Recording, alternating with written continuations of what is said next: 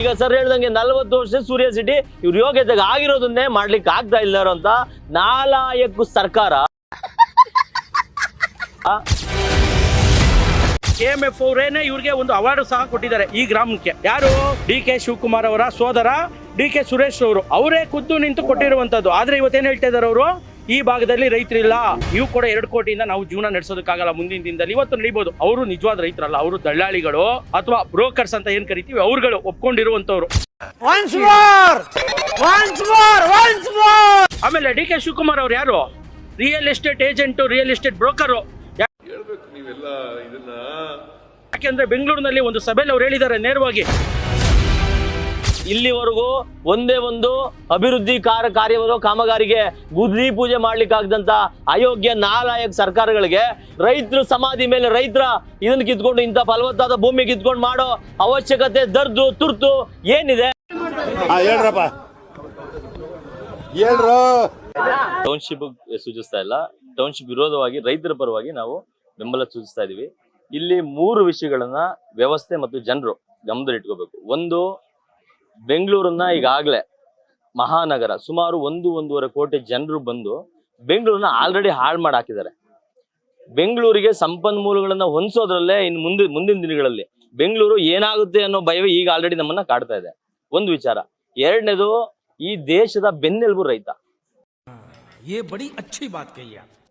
ಇಡೀ ವ್ಯವಸ್ಥೆ, ಸರ್ಕಾರ, ಆಡಳಿತ, ಪ್ರಜಾಪ್ರಭುತ್ವ, ಇಡೀ ಈ ಪ್ರಭುತ್ವ ಇವತ್ತು ನಿಲ್ಬೇಕಾಗಿರೋದು ರೈತರ ಜೊತೆಗೆ.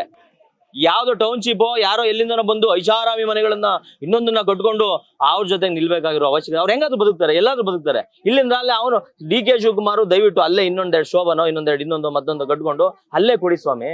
ಇಲ್ಲಿ ಬಂದು ಇವ್ರು ಇಂಥ ಜನರನ್ನ ಹಾಳು ಮಾಡಿ ಇವರ ಸಮಾಧಿಯ ಮೇಲೆ ನೀವು ಮಾಡ್ಬೇಕಾಗಿರುವಂತ ಅಭಿವೃದ್ಧಿ ದಯವಿಟ್ಟು ಈ ರಾಜ್ಯದ ಜನತೆಗೆ ಬೇಡ.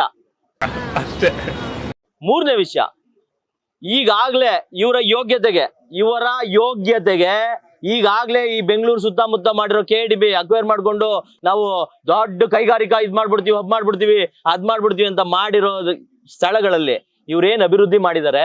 ಅಲ್ಲಿ ರೈತರಿಗೆ ಯಾವ ರೀತಿ ಇವತ್ತು ಸರಿಯಾದ ಇದನ್ನೇ ಕೊಟ್ಟಿಲ್ಲ. ರೈತರು ಆ ಕಡೆಗೂ ಇಲ್ಲದೆ ಈ ಕಡೆಗೂ ಇಲ್ಲ. ಇಲ್ಲಿ ಸರಿಯಾಗಿ ಕೃಷಿನೂ ಮಾಡಕ್ ಆಗ್ತಾ ಇಲ್ಲ, ಕೈಗಾರಿಕೆಗಳು ಬಂದಿಲ್ಲ, ಅಲ್ಲಿ ಒಂದು ವಿದ್ಯುತ್ ಸಂಪರ್ಕ ಇಲ್ಲ, ರಸ್ತೆ ಸಂಪರ್ಕಗಳಿಲ್ಲ, ಏನೂ ಇಲ್ಲ. ಈಗ ಸರ್ ಹೇಳ್ದಂಗೆ 40 ವರ್ಷ ಸೂರ್ಯ ಸಿಟಿ ಇವ್ರ ಯೋಗ್ಯತೆಗೆ ಆಗಿರೋದನ್ನೇ ಮಾಡ್ಲಿಕ್ಕೆ ಆಗ್ತಾ ಇಲ್ಲಾರೋ ಅಂತ ನಾಲಾಯಕು ಸರ್ಕಾರ ಇಲ್ಲಿವರೆಗೂ. ನನ್ ಮೇಲೆ ನಿನ್ಗೆ ಯಾಕೆ ಇಷ್ಟು ದ್ವೇಷ?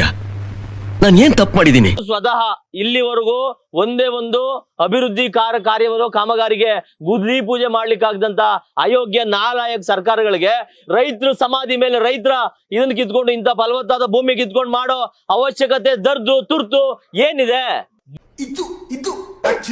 DK ಶಿವಕುಮಾರ್ ಅವ್ರಿಗೆ ನಿಜವಾಗ್ಲೂ ನಮ್ಮವರೆಲ್ಲ ಹೇಳಿದ್ದಾರೆ, DK ಶಿವಕುಮಾರರ ದುರಹಂಕಾರದ ಪರಮಾವಧಿ ಇದು ಇವತ್ತಿಗೆ ಈಗ 28ಕ್ಕೆ ಜನ ತೋರಿಸ್ತಾರೆ. ಪಾಪ ನೆನ್ನೆ ಒಂದು ತಾಯಿ, ನಾನು ಯಾವ್ದೋ ಒಂದು ಇನ್ನೊಂದು ಚಾನಲ್ ನೋಡ್ತಾ ಇದ್ದೆ, ಆ ಅಜ್ಜಿ ನಿಜವಾಗ್ಲೂ ಇದರಲ್ಲಿ ನನಗೆ ಆ ಅಜ್ಜಿ ಇದನ್ನ ನೋಡಿ ನನಗೆ ಒಂದು ಇದಾಯ್ತು. ನಾನು ಅದಕ್ಕೆ ಬಂದೆ ಇವತ್ತು ಹೋಗ್ಲೇಬೇಕು ಅಂತ. ನಾನು ತುಂಬಾ ದೂರದಿಂದ ಬಂದಿರೋನು, ನಾನು ಯಾರು ಬರ್ತಾರೋ ಬಿಡ್ತಾರೋ ನಾನು ಹೋಗ್ಬೇಕು ಅಂತ ಬಂದಿದ್ದೀನಿ. ಆ ಅಜ್ಜಿ ಹೇಳಿದ್ರು, ನಮ್ಮ ಅಪ್ಪಂಗ್ ಹುಟ್ಟಿದ್ರೆ ಇಲ್ಲ ಅವ್ರ ಅಪ್ಪಂಗ್ ಹುಟ್ಟಿದ್ರೆ ಅವ್ನು ಬರ್ಲಿ, DK ಶಿವಕುಮಾರ್ಗೆ ನಾನೇ 1 ಕೋಟಿ ಕೊಡ್ತೀನಿ ಅಂತ ಹೇಳಿದ್ರು. ನಿಜ ನೋಡು, ಇಂಥ ಜನ ಎಲ್ಲಿ ಸಿಗ್ತಾ ನಿಮ್ಗೆ? ಹೊಡಿರಿ ಚಪ್ಪಾಳೆ, ಹೊಡಿರಿ.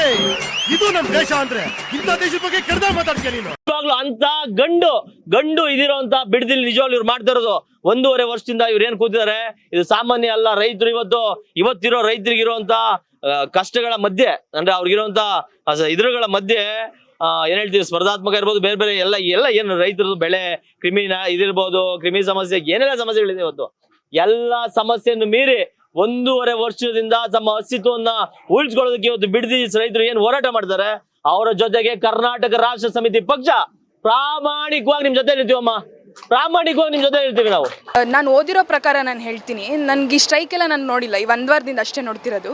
ನಾನು ಅವ್ರ ಗೌರ್ಮೆಂಟಿಗೆ ಕೇಳೋದು ಒಂದೇ, ನಮ್ಮನ್ನ ಏನಂತ ಕರೀತಾರೆ ಡೆಮೋಕ್ರೆಟಿಕ್ ಕಂಟ್ರಿ ಅಂದರೆ ಏನು ಅಂತ ನಾನು CM ಅವ್ರನ್ನ ಕೇಳಬೇಕು, ಅವ್ರಿಗೆ ಗೊತ್ತಿದ್ರೆ. ಡೆಮೋಕ್ರೆಟಿಕ್ ಕಂಟ್ರಿ ಅಂತ ಏನಕ್ಕೆ ಕರೀತಾರೆ? ಜನಕ್ಕೋಸ್ಕರ ಇರೋ ಕಂಟ್ರಿ ಅಲ್ವಾ? ನಮ್ದು ಕಾನ್ಸ್ಟಿಟ್ಯೂಷನಲ್ಲಿ ಏನಿರೋದು for the people, by the people, to the people, ಜನರಿಗಾಗಿ, ಜನರಿಗೋಸ್ಕರ, ಜನರಿಂದ ಇರೋದು ಗೌರ್ಮೆಂಟ್ ಅಂತ. ಸೊ ಎಲೆಕ್ಷನ್ಗಿಂತ ಮುಂಚೆ ಅವ್ರು ಹೇಳೋದು ಜನರಿಗಾಗಿ ಮಾಡ್ತೀವಿ, ಜನರಿಗೋಸ್ಕರ, ನಾವಿರೋದು ನಿಮಗೋಸ್ಕರ ಅಂತ ಘೋಷಣೆ ಮಾಡಿಕೊಂಡು ರ್ಯಾಲಿ ಬರ್ತಾರೆ, ಓಟ್ ಕೊಡ್ತೀವಿ, ಓಟ್ ನಮಗೆ ಹಾಕಿ, ನಾವು ನಿಮಗೆ ಎಲ್ಲ ಒಳ್ಳೇದು ಮಾಡ್ತೀವಿ ಅಂತಾರೆ. ಸೊ ಎಲೆಕ್ಷನ್ ಆಗಿ ಗೆದ್ಮೇಲೆ ಇವಾಗ ಏನಂತಿದ್ದಾರೆ? CMಗೋಸ್ಕರ, CMಗಾಗಿ, CM ಇಂದ ಗೌರ್ಮೆಂಟ್ ಅಲ್ವಾ?